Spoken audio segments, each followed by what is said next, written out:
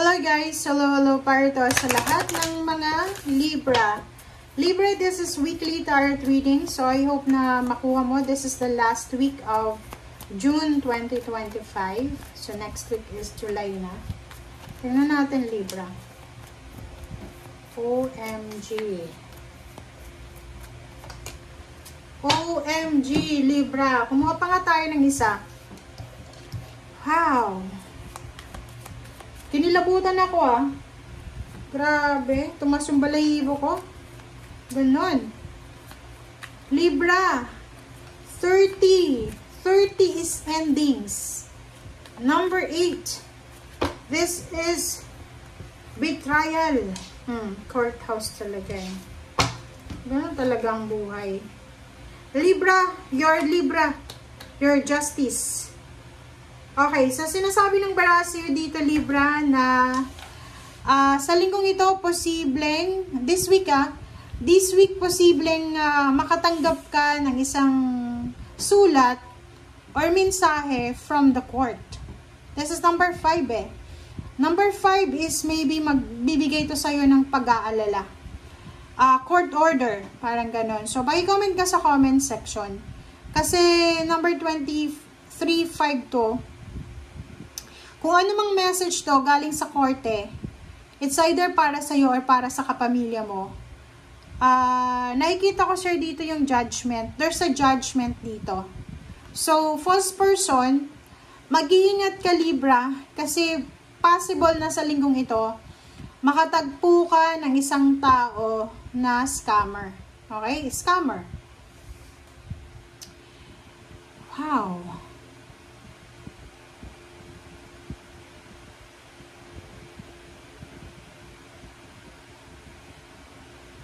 Judication. This week, if you are married, lalo na sa ibang bansa ka, possible na may third party, ikaw or yung karelasyon mo, na pwede kayong magkaroon ng parang common terms na mag-divorce na lang or kung ano man maghiwalay.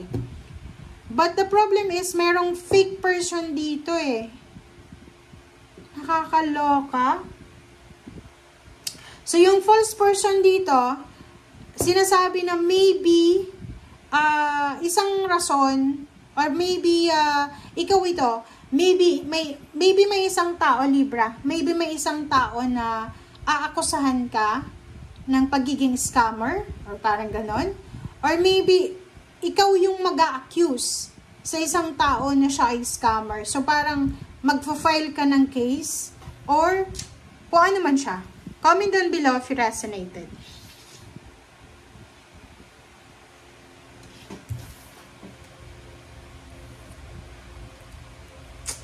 Oh my God, bakit ganon? Sobrang negative yung energy niya Kasi kung makikita mo, tingnan mo puro court ito eh.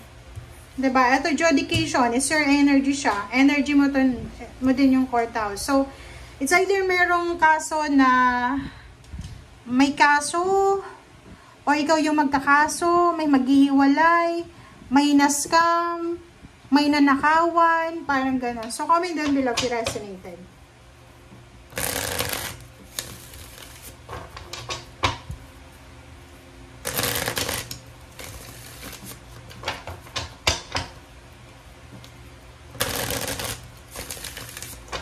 Okay, Spirit, thank you. Thank you. Tingnan natin kung anong message na i-confirm dito. I-confirm nga natin to. Wheel of Fortune.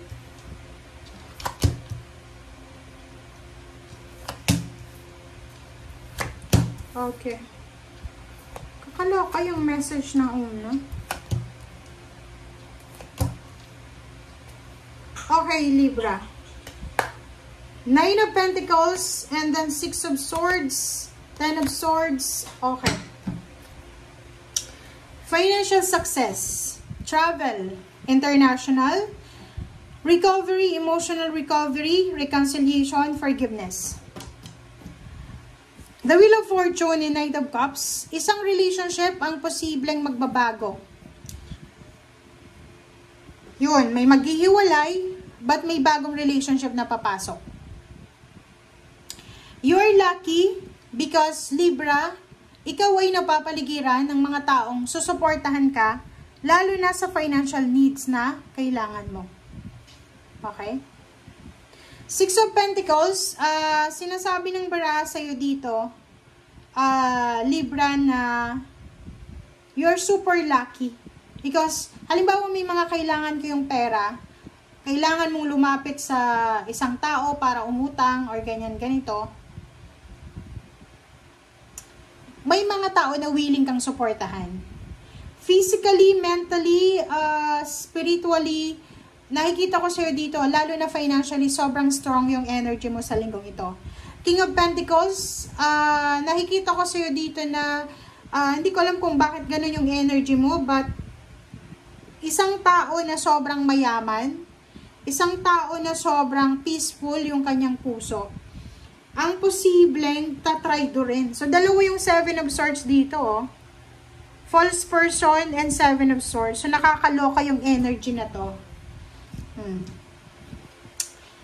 Wag, ito yung kunin natin. Kasi kanina to, eh. Okay.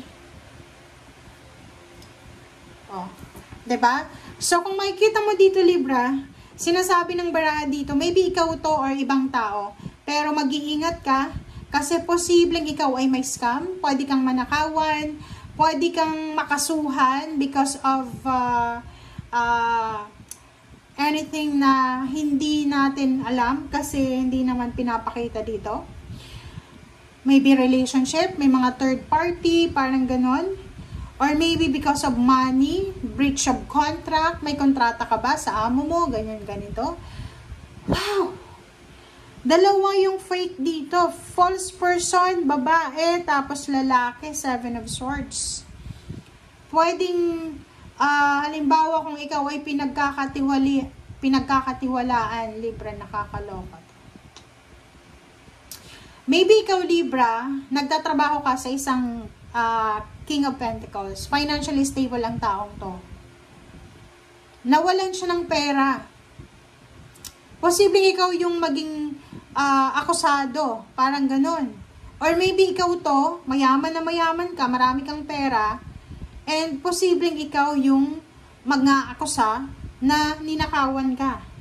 Sa relationship naman, sinasabi ng baraha sa'yo dito na mayroon sa inyo dito, Libra, na naghihintay kung kailan matatapos yung divorce, annulment, or legal separation. Maybe 3 years ka nang naghihintay, until now, hindi pa rin. So, kumbaga, kaya meron ditong Six of Pentacles kasi meron ditong married na Libra and they're processing the divorce and excited na siya para sa division ng kanilang mga assets, ng mga ari-arian. So, nakikita ko dito na sigurado ka na, Libra, na alam mo na magiging King of Pentacles ka, alam mo na maayos na yung takbo ng buhay mo, and because of this ending, judication, because of this justice, ay makakapagsimula ka ng bagong buhay. Kumbaga yun, ang Libra na to, na tinutukoy dito sa tarot na to, is parang siya ay matagal nang nagsasacrifice para sa pamilya, and at last, siya ay nabigyan na ngayon ng freedom,